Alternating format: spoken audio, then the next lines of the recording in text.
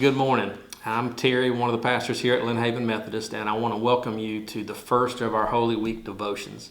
Holy Week is the week that immediately precedes Easter, and it's a week where we as Christians reflect on the life, particularly the last week of Jesus' life. This is a week where we're hoping as a staff to help you reflect on the life, the love, the death, and the resurrection of Christ.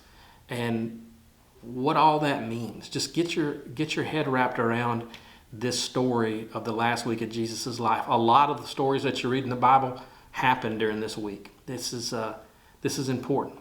This is a big deal. And I want to take you to something that is traditionally said to have happened on the Monday of Holy Week in Jesus' life. It's from John's Gospel, John chapter 12. 6 days before the Passover, Jesus arrived at Bethany, where Lazarus lived, whom Jesus had raised from the dead. Here a dinner was given in Jesus' honor. Martha served, while Lazarus was among those reclining at the table with him. Then Mary took a pint of pure nard, an expensive perfume. She poured it on Jesus' feet and wiped his feet with her hair. And the house was filled with the fragrance of perfume. But one of his disciples, Judas Iscariot, the one who later betrayed him, objected. Why wasn't this perfume sold and the money given to the poor? It was worth a year's wages. He did not say this because he cared about the poor, but because he was a thief. As the keeper of the money bag, he used to help himself to what was put into it. Leave her alone, Jesus said. It was intended that she would save this perfume for the day of my burial. You will always have the poor among you, but you will not always have me. Meanwhile, a large crowd of Jews found out that Jesus was there and came not only because of him, but to see Lazarus, who he raised from the dead. So the chief priests made plans to kill Lazarus as well. For on account of him, many of the Jews were going over to Jesus and putting their faith in him. So at face value, it just sounds like a story.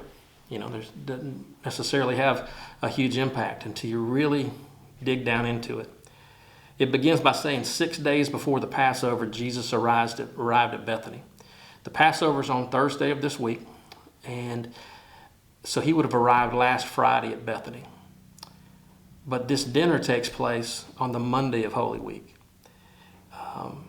Bethany's just a little bit outside of Jerusalem. There's different times in the Gospels you'll read where Jesus retreated to Bethany. It's kind of his home base for the week. And he's there with friends. There was a man named Lazarus who Jesus loved. He raised him from the dead. His sisters, Mary and Martha, loved him also. It was just a great friendship. And they're at this dinner. They're celebrating Jesus, and they're reclining at the table. And to kind of give you that image, the tables back then were maybe 2 or 3 feet tall at the most, not even that. And you would eat kind of slouched over on a pillow, just reclining and relaxing. This is the most casual atmosphere that you could possibly imagine. It was really just a relaxed time with friends. And so Martha comes over and she takes this expensive perfume and she pours it on Jesus' feet, and then she wipes it up with her hair. And Judas gets mad, and you'll hear some great stories about Judas over the next week. Judas says, we can give this money to the poor. We can do all this. Well, he didn't want that. He was going to probably take the money anyway. He used to help himself to what was in the purse, is what Scripture tells us. And then Jesus says this. He says, leave her alone. It was intended that she should save this perfume for the day of my burial. You will always have the poor among you, but you will not always have me. A lot of people read that verse and think that that's about the poor. He references poor people in there, but I really think it's Jesus foretelling what's going to happen that Friday. He's saying, she could have held on to this perfume for a week, and she could have done these great things to my body, and she could have honored me by doing this after my death and all these things. But she chose to do it while Jesus was there. He's telling us that he's headed to the cross. As you go this week and you hear all these stories, just understand that Jesus knew where he was going. He knew he was headed for that cross. He knew what God put him on this earth to do, and he went and did it. As you go this week, reflect on that. Reflect on the love and the life, and then the pain and the death, and then just know that Sunday's coming. Just know Sunday's coming. And the last little bit of this passage, I want to point this out before we close today. There was a large crowd of Jews that were found outside where Jesus was. They had heard about all these miracles that Jesus was doing. They had heard about Lazarus being raised from the dead. They had heard about all these great things.